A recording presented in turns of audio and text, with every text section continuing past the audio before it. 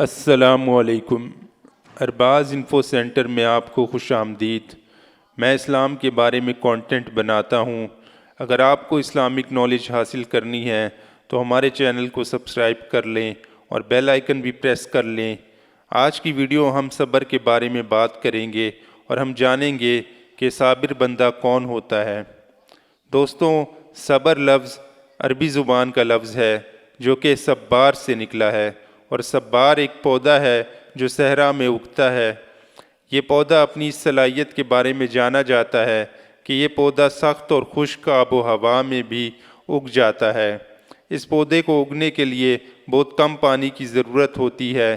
اگر صبار کے پودے کے بارے میں سوچا جائے تو ہمیں پتہ چلتا ہے کہ صبر کا مطلب صرف یہ نہیں کہ آپ کسی مشکل یا پریشانی میں ثابت قدم رہیں، بلکہ اس مشکل کے باوجود آگے بڑھنے اور ترقی کی منازل طے کرنے کو صبر کہا جاتا ہے۔ قرآن میں 75 مرتبہ صبر کا تذکرہ ہوا ہے، اور اللہ تعالیٰ نے قرآن میں یہ بھی فرمایا ہے کہ وہ صبر کرنے والوں کے ساتھ ہے، اور اللہ تعالیٰ نے مومنوں کو نصیحت دیتے ہوئے فرمایا کہ سچائی کی اور صبر کی تلقین کرو۔ قرآن میں صبر اس انداز میں استعمال ہوا ہے کہ صبر پریشانی اور تکلیفوں کا مقابلہ کرتے ہوئے پرعزم رہ کے اللہ کے احکام کو ماننے کو کہا جاتا ہے۔ آج ہم حضرت ایوب علیہ السلام کا قصہ آپ سے بیان کریں گے جس میں مومنوں کے لیے رہنمائی ہے۔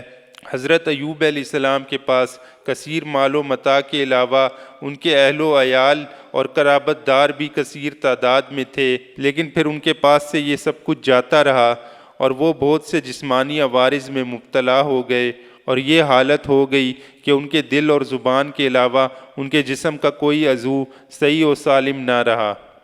جیسا کہ اللہ تعالیٰ نے حضرت ایوب علیہ السلام کا ذکر فرماتے ہوئے ارشاد فرمایا، وہ اس حال کے باوجود دن رات اور صبح و شام صبر کرتے اور خدا کا شکر ادا کرتے، اور پھر یہاں تک نوبت آ گئی کہ ان کے جسم میں تعفن کی وجہ سے ان کے سب عزیز و اقربا نے ان کے پاس آنا جانا ترک کر دیا۔ بس صرف ان کی بیوی رہ گئیں جو ان کی ضروریات کا خیال رکھتی تھیں، اور انہیں کھانے پینے حتیٰ کہ رفع حاجت کے لیے بھی وہی اٹھاتی بٹھاتی تھیں۔ سچ یہ ہے کہ انہوں نے حضرت ایوب علیہ السلام کے پچھلے احسانات اور زوجیت کا حق ادا کر دیا۔ وہب بن منبع نے یہ سب باتیں بنی اسرائیل کے اکثر سکہ لوگوں کے حوالے سے تفصیلاً بیان کی ہیں، جن کی صحت کے بارے میں اللہ تعالیٰ ہی بہتر جانتا ہے۔ وہب بن منبع کے نزدیک حضرت ایوب علیہ السلام پورے 3 سال ان بیماریوں میں مبتلا رہے، جس کے بعد اللہ تعالیٰ نے ان کے اس سخت ترین بلاؤں کا شکار رہنے کے باوجود صبر و شکر کا دامن ہاتھ سے نہ چھوڑنے کے صلے میں انہیں پھر سے وہ نعمتیں عطا فرما دیں جن سے انہیں اس سے قبل سرفراز فرمایا تھا۔ ابن حاتم اور ابن جریر نے متعدد حوالوں سے بیان کیا ہے کہ حضرت ایوب علیہ السلام ان بلاؤں میں پورے 18 سال مبتلا رہے۔ تاہم یہ روایت جو حضرت ایوب علیہ السلام کی مدت مصائب کے تعین کے بارے میں ہے بڑی عجیب و غریب ہے، جسے وہب بن منبع کے حوالے سے بیان کیا گیا ہے، لیکن اس پر تاریخی حیثیت سے بمشکل اعتماد کیا جا سکتا ہے۔ دوستوں، جب حضرت ایوب علیہ السلام کو اللہ تعالیٰ نے ان کی پہلی عیش و آرام کی زندگی پر لوٹا دیا تو جیسا کہ ابن عباس رضی اللہ عنہ نے متعدد حوالوں سے بیان کیا ہے کہ اللہ تعالیٰ نے ان پر سونے کی بارش فرمائی تھی۔ حضرت ایوب علیہ السلام کی بیوی کے نام کے بارے میں جو مختلف روایات ہیں، انہیں قرآن شریف میں ان کا نام خود اللہ تعالیٰ کی طرف سے راما بتائے جانے کے بعد بیکار سمجھنا چاہیے۔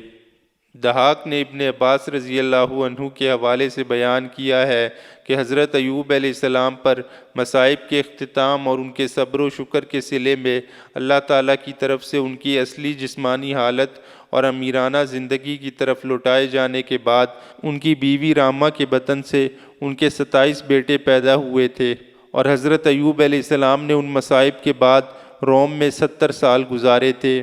علماء تاریخ میں ابن جریر وغیرہ نے بیان کیا ہے کہ حضرت ایوب علیہ السلام کی عمر ان کی وفات کے وقت 93 سال تھی۔ ابن عساکر بیان کرتے ہیں کہ حضرت ایوب علیہ السلام نے اپنے بیٹے جوبل کو وصیت کی تھی، لیکن اس پر عمل ان کے دوسرے بیٹے بشر بن ایوب علیہ السلام نے کیا، اور انہی کو اکثر لوگ ذوالکفل بتاتے ہیں، اور یہ بھی کہتے ہیں کہ انہی کو اللہ تعالیٰ نے نبوت سے سرفراز فرمایا تھا۔ دوستوں، امید ہے کہ یہ ویڈیو آپ کو پسند آئی ہوگی۔ اگر ویڈیو آپ کو پسند آئی تو لائک کر دیں۔